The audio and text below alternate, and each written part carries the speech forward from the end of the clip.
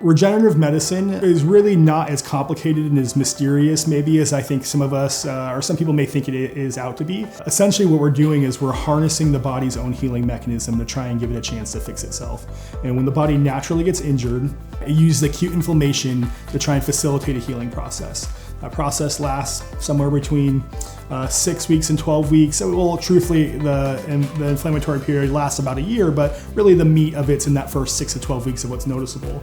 What regenerative medicine does is areas in your body that don't heal all the way or are painful after an injury, we're going to try and restart that acute inflammatory process. Give yourself a second chance at trying to heal that area, bathe the area in growth factors or an irritating substance. Your body thinks there's been more damage than there is, and then see if your body can't fix itself naturally, which most people seem to relate to and would prefer that over some of the other treatment options out there.